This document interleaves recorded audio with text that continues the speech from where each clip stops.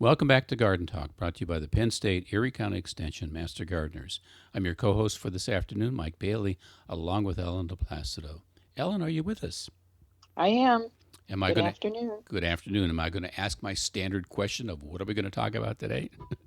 You can, or you can introduce us the way you want to. Okay. Well, so what are we? We're going to talk about.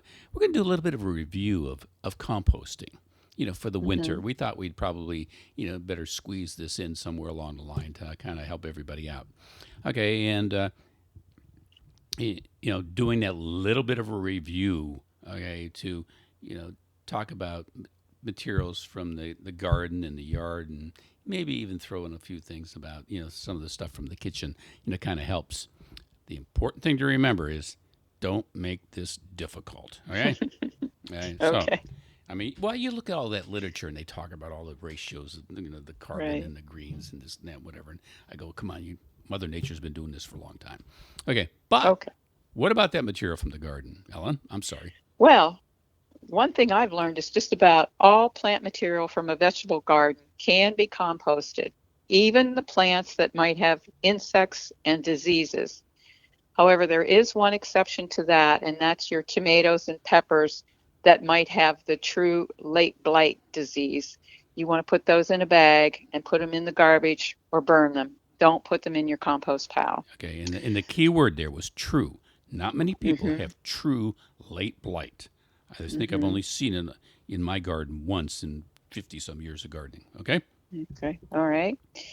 Another item that you want to be cautious of are spoiled fruits from your plants because those seeds could survive the composting process over the winter and they're going to end up being a source of really a lot of unwanted plants in that compost pile.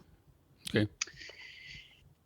And other things that you could compost would be materials from your yard, like all of your annuals and your weeds and things. You can put those right in the compost pile. They are great for your compost.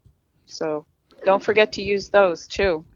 Yeah, and in the past we've talked about okay, what type of form would this thing take? You can, they have those plastic composting bins, which are wonderful for kitchen scraps, as far as I'm concerned. Okay, but you just got so much material from the yard and the garden that you can't.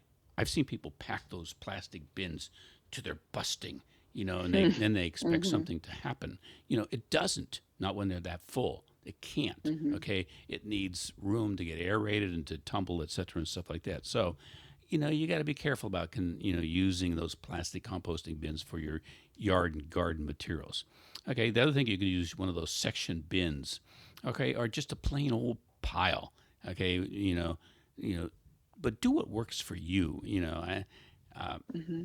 I'm kind of a casual composter myself. Okay, is that a good way of putting it, Ellen? Okay, that Yes, sounded yes, nice. Okay, yes. but it's all about the volume. Okay, and you can put it in that pile, and it'll decompose after a while. Mm-hmm. And I like to include some of the leaves into that pile. Especially if I Mm-hmm. can chew them up with the mower and add a little bit of grass clippings to it, et cetera, and stuff like that. That's a wonderful mix, okay, for your Right. compost bin, Mm-hmm. especially if you kind of mix Mm-hmm. it in with some of the other materials that you have there. Okay, so Mm-hmm. remember, the Mm-hmm. smaller the piece, or the quicker it'll decompose. Right. And you mentioned mulch, leaves, and grass, and we want to remind people that that's a great addition to add to the soil in your garden, especially the vegetable garden, because you've taken a lot of nutrients out over the growing season. So now you want to return some of that organic material to the soil so Yeah, that it's healthy next year. yeah, you're right. It's a little payback time, right? Mm-hmm. Mm-hmm. And the other thing we want to remind you is be careful about adding branches from the trees and shrubs to your compost because it takes them a long time to decompose. So if you're going to add that material, you might want to cut it up into small pieces and include that after you've cut them up. Okay, right. And then going back to some of this spoiled or unwanted fruit Mm-hmm. that's kind of left over in the garden, uh, again, you might be better off adding that to the bin or the container that you use for your kitchen scraps. Uh-huh. And things like summer squash that, if you don't catch it right away, it gets really hard. You might want to take a shovel and just kind of chop that up before you put it into that bin. That'll help it. Bin. That'll help it decompose. Right. And remember, whatever approach you use, the composting material will do better if it's turned every couple of weeks to add a little bit of oxygen to the mix and kind of rotate the contents of it. So, the material that's on the outside gets moved to the inside and back and forth and things like that. So, don't overdo it, but that kind of helps a little bit. Okay. What else you got, Ellen?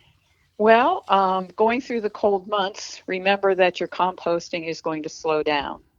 So if you want to prolong that composting process, you might want to cover it with a dark piece of material to help it hold that heat in better. And this would also keep the pile from getting too wet over the winter months. And that will help your composting. You're right. And I must admit that, our compost down in the Emmaus has suffered from a little bit of neglect Yes, it this year has. Yeah. because We've been busy. well, yeah, you're right. We've been busy, and everybody else has been too. And composting Mm-hmm. is a little bit of a science and an art.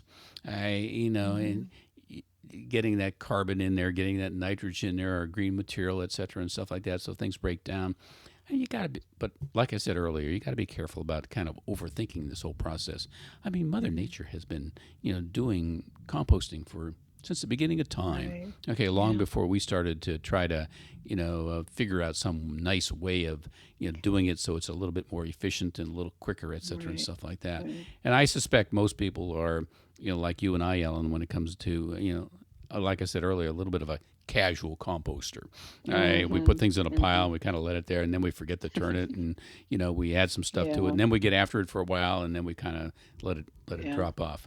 But you know, try to. It's a wonderful source of organic material, Right. and you can Mm-hmm. always, if you neglect it for a while, you can always go back and pick up on it and add some additional material to it and get it to heat up a little bit, getting some oxygen, getting some moisture into that, and getting it to, like I said, heat up a little bit so it'll go through that final phase of decomposition and be a great source of wonderful material for you. Right. So, anything Just you, take a walk through the woods and see how all of that composting goes on naturally.